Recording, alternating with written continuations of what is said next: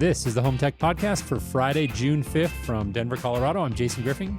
And from Sarasota, Florida, I'm Seth Johnson. Jason, do I sound any better this week? You do, yeah. You appear to be, you sounded fine last week. The problem is just there was this massive delay. And I can tell that what I'm saying to you is now getting, that's the worst when you're on like a video conference and you've got like this 1 or 2 second delay. Man, it can be so disruptive. Yeah. Well, the latency on video conferencing runs maybe 100 milliseconds behind, but we were experiencing much more than that, probably around 2 to 3 seconds of delay when I was talking last week. And I called Comcast up and they sent a reset. I'm putting resets in quotes, right? Because they sent a reset to my modem, which I think just means that they sent the actual settings for the plan that I had upgraded to it finally. And boom, it's been running pretty good so far since then. So I've got my 800 down and my 20 up, not 200 up. I wish it was 200 up, but it's only 20. Nice. Well, that's pretty good. Yeah. It's pretty good. Yeah, I feel like ISPs, the reset, again, I'll use air quotes, is like in their training manual is like, if the first person forgot to do something and you need to do it, just tell them that you're sending the refresh. It's even better than that. When you call Comcast, you say internet problems and their little phone tree thing. And it's like, hey, we noticed that the first thing we can do is reset your modem. And that fixes the problem most of the time. We're going to send that now. And you say, okay. And they send out the reset signal. I can watch my internet go down. I'm sitting on my computer. And it says, this takes about 10 minutes to come back online. Go ahead and give us a call back then. I'm like, no, wait, you don't understand. It doesn't let you talk to anybody. If you try calling back, it's like, hey, you just called. It hasn't been 10 minutes yet. Like, it's the most insane setup. Huh. Yeah. So you have to wait that 10 minutes for before the little timer times out and you get to call back. Yeah, I have not had to call an ISP for any sort of issues for quite a while. I'm going to knock on wood. I think I talked about this back when I changed over to Comcast, though. I got to say, for as much as we all love to, knock on ISPs and Comcast and all those companies, I remember the activation and installation process. I was actually pretty impressed with the app, and they sent a lot of updates, so I knew exactly when they were coming, and they made that process pretty easy. I feel like they got the activation thing figured out, but that's where all the money is. So I shouldn't be surprised. Right, the onboarding. Right. It's the whole business that you're in, Jason, the old customer service part of it, right? Yeah, it's that whole messy part where you actually have to take care of clients. We'll get to that later. Right. We'll figure that out later. But any amount of money to acquire customers and get them paying us that it takes, we will spend. Right? Yeah. Yeah. Very, very cynical view of us here. Yeah. I give Comcast a hard time, other than the outrageous terabyte data thing that they have, cap, that they have a data cap. Oh, the data cap. Yeah. Which I've hit only once or once for about 4 months without realizing it. They will charge you a lot of money if you go over that data cap by the terabytes that I went over. And it's not a fun thing to pay for. But that is kind of the only kind of outrageous thing I think that they have. But a terabyte of data is a lot of data. I was going to say, yeah, I have no clue how much I use, but I have to imagine it's nowhere near a terabyte. I had accidentally backed up my NAS drive to the cloud. That'll do it. Yeah, I didn't know it was doing that. And somehow the Macintosh software that I was using got confused and said, hey, that looks like a folder, not a NAS drive. I'm going to update all of the ripped movies you have to your backup there, Backblaze. And I'm like, it took months to figure out. It wasn't something that was easy. I couldn't figure out what was doing it. So, got it. Well, let's jump in, Seth. No guest this week, you and me. We're going to jump into some HomeTech headlines here in a little bit. But before we do that, big news broke. We thought we had maybe a hot scoop last week when we talked about CEDIA. And at the time, again, in case anyone hadn't listened, I had received an email as a registered instructor for CEDIA 2020 that indicated the conference would be reduced to 2 days. We, of course, Seth, record the show on Wednesday nights, as many of our listeners will know, and it airs on Friday. So in that time between our last recording and when it aired, the news broke that CEDIA has officially canceled. So can't say I was shocked by this, but still big news all the same. I think we were all as an industry kind of holding our breath to see what would happen. I know, most of the circles that I'm in and people that I was talking to were anticipating that this was going to happen. So again, I don't think anyone was shocked by this. There's just so much going against CEDIA this year. In fact, I pulled this out from the CE Pro story. It says mitigating factors factors in the decision to cancel CEDIA include latest federal measures, including guidelines on the phased reopening, declaration by the World Health Organization of COVID as a pandemic. Okay, we all know that. Number of confirmed cases worldwide and domestically, current quarantines, containment areas, stay-at-home orders, restrictions of congregating in large gatherings imposed by both state and local governments, and the various company-imposed travel restrictions on employees affecting attendees in participating companies. So I just thought I was reading that, and I just kind of laughed to myself because it's like, man, when you put it all like that, it's no wonder. So here we are. Yeah, looking at how all of this went down, I think we kind of knew that this was, like you said, this is eventually how it would come down to it. But I think if we look back to that, I think it was Strategery. Is that it? Strategery, the article that we read about the strategy. That's it. I'm sorry. I'm thinking about tech blog and podcast that I like. I think you got a good potential domain name there. No. It's already taken Ben Thompson or something. He's really good. No, that one is that article talked about their insurance, and the insurance for cancellation doesn't pay if you cancel your own event, right? And I had seen that the governor of Colorado actually booked out the convention center through the remainder of the year as a potential place or a place to house COVID-19 patients. So if the convention center was booked for that, you can't have it booked for CEDIA. So kind of a saving grace for them. I will note that CEDIA housing never opened up like when it was supposed to, right? So like the CEDIA will actually buy a bunch of hotel rooms and then resell them it's what all conferences do, just to make money. But that part didn't happen, and I suspect that there was a big reason for that. It was that they weren't exactly sure how many hotels they needed to buy out, right? Or they weren't exactly sure if they were still going to have the show.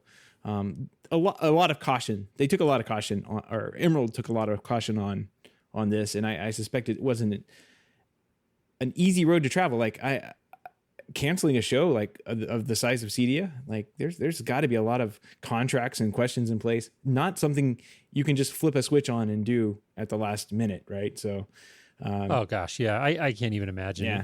It's probably been such a scramble for so many people. And God, I mean, this is just one event, right? This is going on everywhere, but yeah, it's tough. It looks like they're planning a virtual experience of some sort. And so you have to wonder, how that's going to come together. This story says Emerald plans to move forward with CEDIA Expo virtual experience in conjunction with CEDIA. This will launch in September.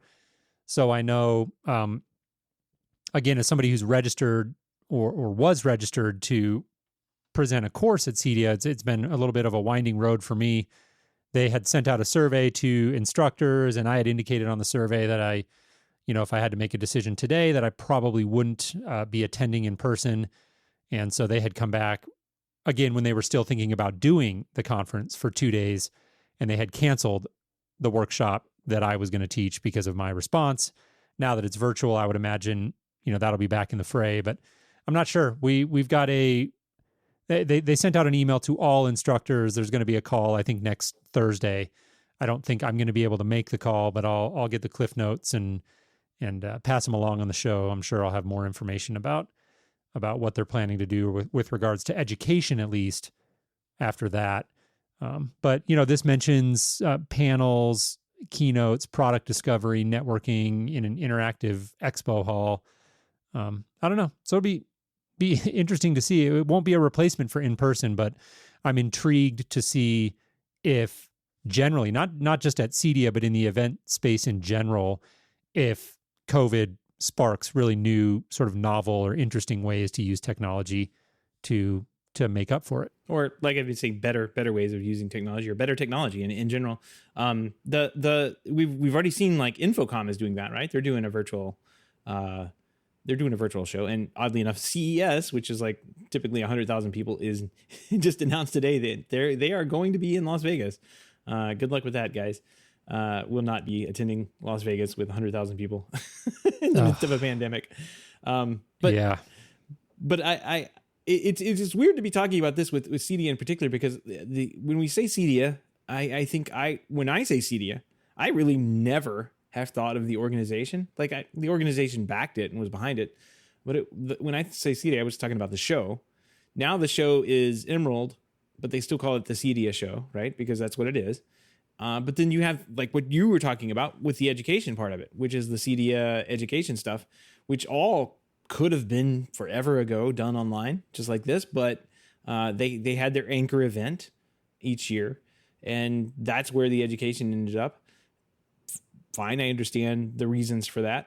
But now they may be in a situation where they don't have this anchor event where they can get 20,000 people to come in and a lot of them to sit there in education classes. What the next best thing is to put this stuff online. So I'm really excited to see what happens there in regards to that, because that opens up the experience and the education to a lot more people. I mean, man, I worked for companies for years that could not afford to send me. I had no reason to go to CEDIA, right? But I always wanted to learn more. And I was a wire puller, right? So, like, learning about the craft and the trade, it was like, that wasn't on the tables for me. But if there was an organization there that had online learning where I could have gone home and in my earlier years before kids and learn about, the business side of things and learn about how to make a profitable, how to make a quote, how to make a design for a system, I would have eaten that up. And, I'm really glad to see that that'll be available to people who may be in the industry and coming into the industry. And of course, people who have been established in the industry to do that continuing education. That'll be really nice. I'm really excited about that aspect. Yeah. Of it. Yeah, I think there'll be some silver linings here for sure. It does say the next in-person CEDIA Expo will take place September 1st through the 3rd, 2021 in Indianapolis. So heading back to Indianapolis, I think the show is there for that year and one other year, I believe. And then I want to say it comes back to Denver. I think somebody said, like, for good, like they were going to sort of try to keep it. I heard they had a 5 or 6 year contract. Yeah. So anyways, the world could look very different by September of 2021. Hopefully, the world looks very different by then. Certainly been a tough time on numerous fronts here for all of us. But sending my best to everybody at CEDIA and Emerald. I'm sure this has not been a pleasant experience for them. And I wish them all the success with this virtual event. And again, I'm going to try to look at that event in isolation and not compare it to the in-person, and really just look at it as its own new thing and what can it bring to the table and what can we all learn from that. And hopefully it's a valuable event for everybody involved. Yeah, for sure. Absolutely. All right, Seth. Well, what do you say we jump into some HomeTech headlines? Let's do it. We talked about this a little bit, but CEDIA has launched a new website with features designed to create a tailored experience for all users, as well as a new online learning platform dubbed CEDIA Academy. It's really hard to say. Rebuilt from the ground up to better connect with learners where they are and move them to the next level. This is exactly what I wish I had, like I said, 10 years ago, 15 years ago, when I was really starting off, green in the industry, had no idea what I was doing, and had to basically get all my education from reading the rants and raves of lunatics on the online forums. Oh, wait. I love those them. who shall remain nameless. Yeah, you know who you are. Now, that's where you and I met. Yeah. They're over at Integrator Pros. Actually, a really great resource for me. I haven't been there in a while, but it was a really great resource for me initially, because there was a lot of really good guys there that would share information, share ideas, ask questions. It's really hard to find that kind of group anymore. I guess they're still there. But man, there's some guys that were there that were just legendary in my head, I guess, to advancing me along the path of my career from just being a lowly installer to basically project management and running a shop. Yeah, no, it's a really great site, integrationpros.org. I'm sure it's still around. I haven't gone to it for quite a while, but maybe 6-8 months ago, I know I was there and it was still doing well. So yeah, if you're a pro and you haven't checked out that site, go give it a look. But anyways, back to the headline here.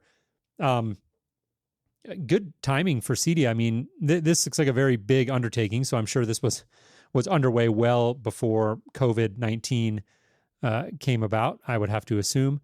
From what I've seen of the new website, it looks great. I haven't candidly spent time browsing around CEDIA Academy, but I know in the past, CEDIA's online educational stuff, I always had sort of mixed feelings about. Like there was good content on there, but the production value generally wasn't very high. And so that's probably the thing I'm the most curious about, because, having a great interface and being able to browse and find the courses you want and sign up for tracks and stuff, that's all great. But really, I think the name of the game in this online learning medium is the production value. Is the content engaging? Does it hold your interest? Because that's hard. I mean, when you're in person, it's easier to focus and easier to keep people's attention.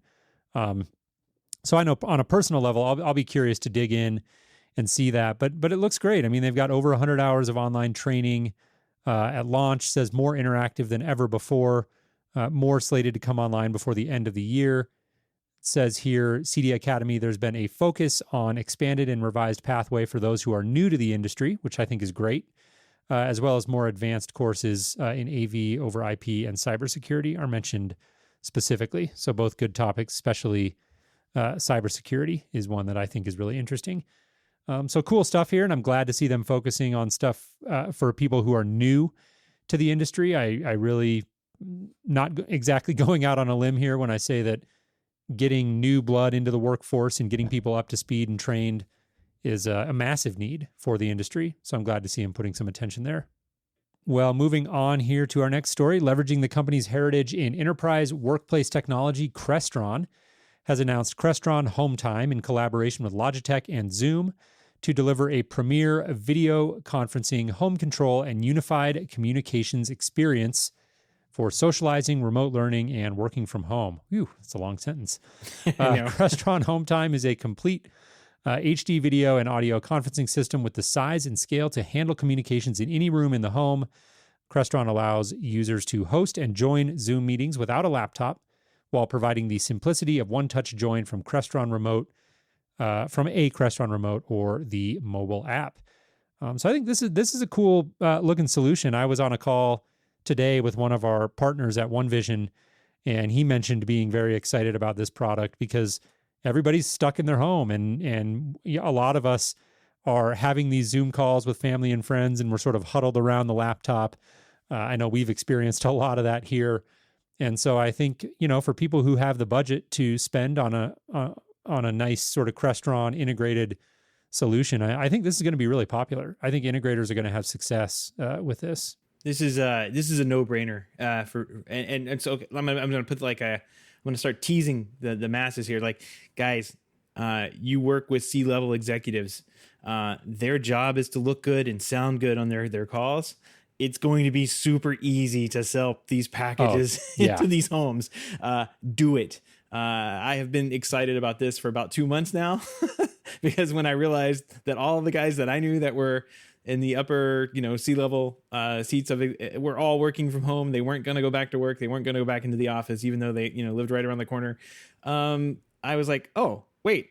They need to have better conferencing, better audio, better microphones, that kind of thing. So really smart for Crestron to offer this basically enterprise solution into the home. It looks like they've teamed up with Logitech and Zoom to kind of they've already had this on their boardroom side, right? But the idea, guys, listen, if you're an integrator, sell a boardroom package, a small one, into every single home. It's going to be a no-brainer. It's absolutely going to be a no-brainer in the future.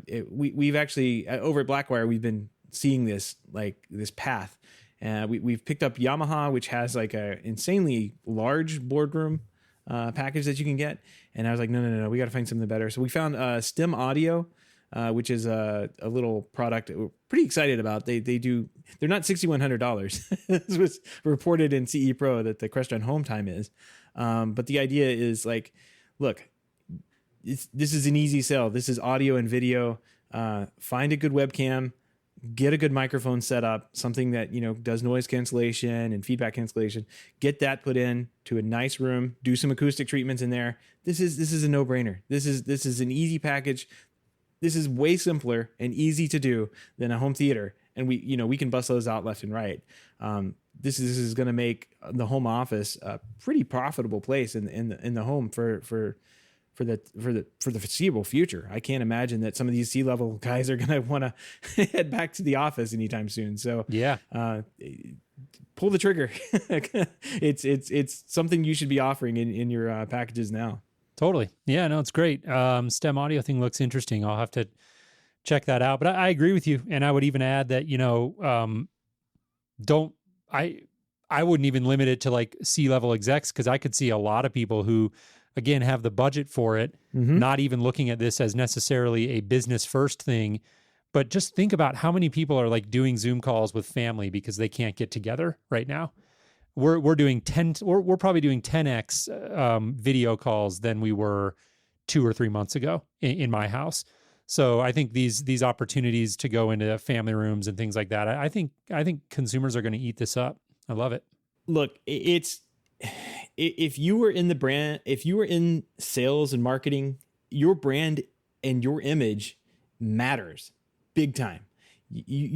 These garbage. Okay, so we're going to go back to the production value you kind of mentioned offhand when we were talking about the online learning courses. Like production value, people have been accustomed to high production value things hitting YouTube now. That is what we have to aspire to. So get the tools, get the equipment, get everything you can and put into it. The look you have online is just as important for your brand as it is for, your business card, basically, right? So you can't go on as as an executive or anybody really these days. You can't go on having a bad video picture. What integrator is going to go online and try and sell a video conferencing thing to somebody remotely or whatever, and have stuttering video because they're hooked up to Wi-Fi and not hardwired. Like, come on, like learn the tricks of the trade here. This is going to be a huge profit center for a lot of people because everybody wants this right now. They want to have good video, good audio, and Greg's in the chat saying many Crestron people just aren't getting it. Man, it is all about the brand. Sell into the brand, lean into that hard, because these guys that are executives, they don't want to look bad. They want to look professional, and they want to look good on camera. So that is what is going to sell a $5,000 Logitech webcam. It will absolutely move them. I guarantee it, because this problem isn't going away anytime soon.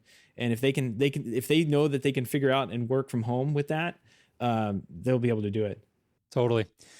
Yeah. And I think, the premium price tag on this, but point being there's other solutions out there. So much, whatever you go with, I just think, there's a big need for this. So I'm excited to see Crestron coming out with it. And I don't think it's just about the camera and the audio. It's the integrated solution that I think certain clients are really going to like. Yep. It's cool to see. I think just a sign of the times. There's going to be a lot of demand for stuff like this.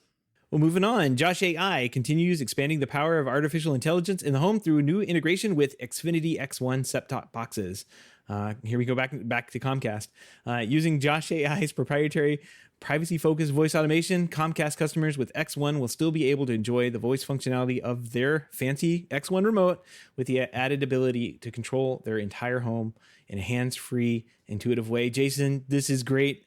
The biggest complaint I got from people with like integrations with Control 4 were like, why can't I just use the X1 remote? It has a microphone. I can just talk to it. I can whisper sweet nothings into this and Netflix appears. Why can't I do that with my Control 4 remote that, cost me money. And I had no solution for them. Nowadays, there's your solution right there. Team up Josh AI Control 4 X1, done. Yeah. This is great. Yeah, no, I like this. And I also think from the other side, it's cool to see Comcast, being open to integration like this. And I know Comcast amongst the ISPs has their I forget what they call their CX or CI program. So it's good stuff. And I think, Josh AI and like you said, I was still an integrator when the X1 voice platform came about. And yeah, lots of clients were asking for that. They really liked it. And it always felt bad when you couldn't figure out a way to quite make those two jive together. So this definitely that their integration offers a rich feature set of functionality. And let's see, what did it say here? Users will be able to call configured channels by station name and number, surf channels up or down, open channel guide, pause, play content, and more. Also be able to assign them cable boxes as input sources in any system design and route content from room to room. So cool stuff. Yeah, very cool. All right, and our final headline for the week, HBO Max made its long-awaited debut last week, but you still can't watch the Not Too Late show with Elmo or reruns of Friends via your Roku or Fire TV. That's because those popular devices remain without HBO Max apps. Despite being available on a host of platforms and devices, HBO's parent company, AT&T, has not yet reached an agreement with Roku or Amazon. And this is kind of the main rallying cry around what's really been an online, let's just say not a warm welcome for HBO Max. It sounds like the rollout hasn't gone very well from a press perspective. My understanding of it is a lot of people didn't know that these platforms, Roku and Amazon, wouldn't be supported until it came out, and they weren't. So that was interesting. Some of the other gripes are that it doesn't have 4K HDR support yet, things of that nature. I'm sure HBO is going to work those out. I don't have any concerns about that long term, but so far not a smooth rollout. But by and large, the opinions seem to be that this is still a platform to watch, and that HBO is going to get it figured out. Yeah, all this is news to me, living in my little bubble of having Apple TV apps and devices. I noticed. We were actually like, oh, HBO Max is coming out. Well, we already pay for HBO Now, I guess. One of the ones. HBO Now, I guess. So I guess, we'll cancel that. We'll figure out how to cancel that and then get HBO Max. Well, I woke up the other day and HBO Max is on the TV already. It was just like a seamless transition. It had gone like straight through, logged in, had all the shows that we were watching there before. And yeah, we ended up watching the Not Too Late show with Elmo, which is actually kind of funny. It was actually pretty good. So, yeah. There you go. Yeah, the platforms that it's out on right now, it says iOS, Android, Xbox One, PlayStation 4, Apple TV, Android TV. Don't know why they have that listed twice. Chromecast, and then, of course, web browsers. So it says if you have the HBO Go or HBO Now app on your Roku or Fire TV, or if your HBO subscription was upgraded to Max, you won't be able to watch HBO Max on there. So yeah, just that HBO Max, just not available on those. And it sounds like they're just trying to come to an agreement with both of those companies. Yeah, it's really weird. I can't tell you, the app is heads above like the garbage HBO app that I had before. It's not great, but it's not Hulu. So it is like just having profiles where you can like have two people, assigned in there. Like my wife can have her own thing where she watches her stuff. I can have my own where I and there's tons of stuff in there. Like the Turner Classic Movies are all in there. There's it's a massive amount of content. So I was really happy to get all of it and see it show up there. It was just kind of an automatic thing for me. I don't have a Roku hooked up, so I didn't really know this was going on. I love it. Not Hulu. So you're setting the bar pretty high there. Oh yeah. Yeah, your app, your apps on your TV are like, well, I guess Netflix would probably be towards the top. I mean, there's been like things with the Netflix app, like the autoplay of that, like the preview video and like how the infinite scroll thing would kind of mess up on you. It's frustrating, but for the most part, Netflix does its job really well. Yeah, and then on the other end, on the far other end of the spectrum, you have the Hulu app, which was just garbage. Absolute nightmare fuel to actually try and navigate and watch TV on. Yeah, I still have a tough time finding stuff in that app after all this time. But yeah, the general consensus is not all bad. I think you hit the nail on the head. They've got great content here between HBO and the Warner Library, and you're going to have some missteps on the launch. Obviously, if they didn't communicate accurately about platform support, that's a big one, and people are rightfully going to be a little put off by that. But ultimately, there's an article that we'll link. HBO Max is a mess, but it's still a smart bet on HBO's future. And I agree with the author's take where he says, ultimately, he says, look, none of this is going to matter in the long run. HBO Max is everything HBO already had, plus exclusive shows and films from the Warner Library. Even if you're not obsessed with HBO shows, there's a wealth of content that makes a Max subscription worthwhile. So some mixed reviews, but I think generally, again, on the strength of their content alone, this one's going to be around for a while. And obviously, this is the new normal. Every major media company and tech company, like companies like Apple, are becoming media companies. I mean, they're all going to have their own streaming service. That's just the way it's going to be. Yep. Moving forward. All the links and topics we discussed tonight can be found on our show notes at HomeTech.fm/306. While you're there, don't forget to sign up for our weekly newsletter, which includes even further analysis, as well as other industry news that may or may not have made the show. Again, that link is HomeTech.fm/306. Also, don't forget you can join us live in the chat room on Wednesdays, typically starting around 7 or 7:30 p.m. Eastern. Find out more at HomeTech.fm/live. We've got Greg hanging out in the chat room, I know, and Anthony, looks like a couple of people. Some Seinfeld dialogue going on in the chat room tonight. Gotta love that. Yeah, never a bad thing. That's right. Yada yada yada. who was it? Was it Hulu? I think it was Hulu that had the yada yada yada button. They did. Yeah, I remember that. All right, Seth. Well, pick of the week is you this week. What you got? Well, this is probably my most expensive pick of the week, and I have no idea how much this thing cost. But I saw this, and as a designer, and somebody who likes to spend other people's money, this seems like a really, really, really cool product. It is the digital projection satellite MLS projector, I guess, system. And what this is a modular projector. So when you think of projector, you think of this big white box that kind of, or black box that hangs from the ceiling or is in the back of the theater that kind of projects the image up onto the screen. Well, inside that box, you have a light source and a lens and a little, like, depending on the technology, some kind of filter or mirror that has colors that change on it that produce an image, and that gets reflected out and put up on the screen. If you take most of what makes noise and heat in that box is the light source. The light, it gets extremely hot, and a lot of the design decisions that go into making a home theater really have to work hard to compete with the sound and noise and especially heat that come off that projector. This thing totally upends all of that. I'm blown away. So they figured out how to take the light source and put it somewhere else, like all the hot noise making things, put them somewhere else. And I guess they run a what's it called? A fiber optic cable from there to the projector. And the projector is basically just this like dumb box that has a light coming into it and a couple of like fans on it to basically keep it cool for, keep the chip in there cool that has the image on it. And the light just comes out the lens, and probably, virtually no noise would come off of this thing. This looks really, really amazing. What's really cool, Jason, this is my favorite part.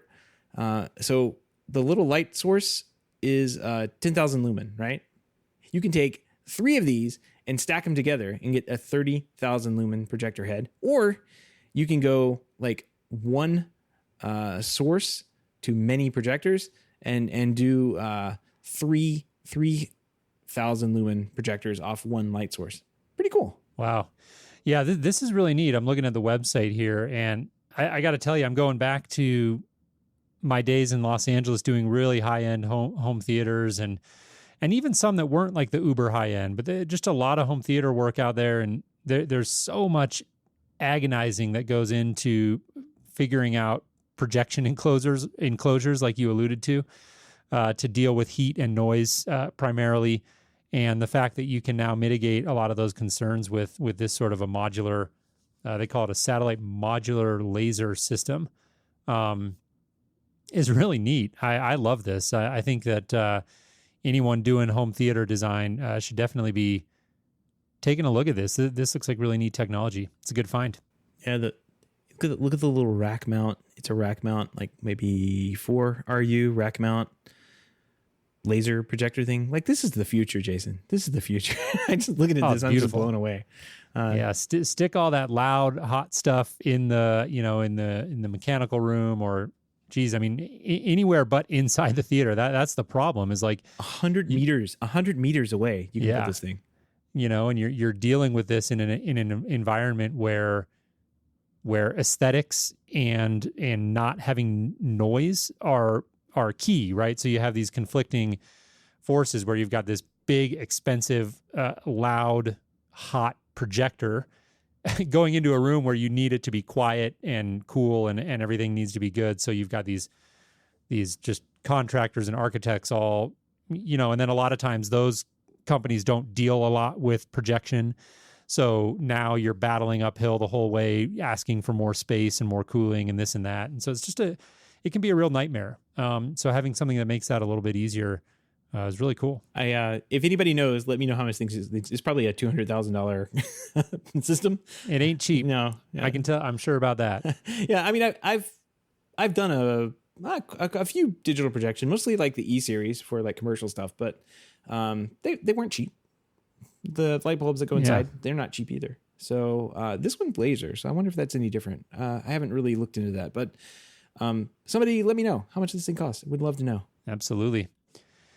Well, if you have any feedback, questions, comments, picks of the week, or ideas for a show topic or guest, give us a shout. We would love to hear from you. Our email address is feedback@HomeTech.fm, or visit HomeTech.fm/feedback and fill out the online form. We want to give a big thank you to everyone who supports the show, but especially those who are able to financially support the show through our Patreon page. If you don't know about our Patreon page, head on over to HomeTech.fm/support to learn how you can support HomeTech for as little as $1 a month. Any pledge over $5 a month gets you a big shout out on the show, but every pledge gets you an invite to our private Slack chat, The Hub, where you and other supporters of the show can gather every day for inside baseball conversations about home technology. And I think I saw pictures of like a jukebox in there. And Seinfeld. Inside. If you're looking for other ways to support the show, we would really appreciate you leaving a positive review on iTunes or in your podcast app of choice. Those positive reviews definitely help more people find the show. So if you haven't done that and you listen to the show, take 5 minutes to go do that this week. We would really appreciate it. Well, Jason, that wraps up the show this week. Man, it feels like the weeks are moving faster than ever. There's a lot going on these days, which kind of keeps us busy every day. But it's nice to sit down and chat, talk a little technology with a friend over Zoom with excellent video and audio quality as us integrators have. Right. Nothing but the best. Yeah, exactly. Right. I think we run pretty much the same system. You've got a different microphone than I have, but we've got this down pat. See, this is what I'm saying. If you like how we sound, we've spent time and effort and energy and money building a podcast setup at both ends and figuring out how to do recordings.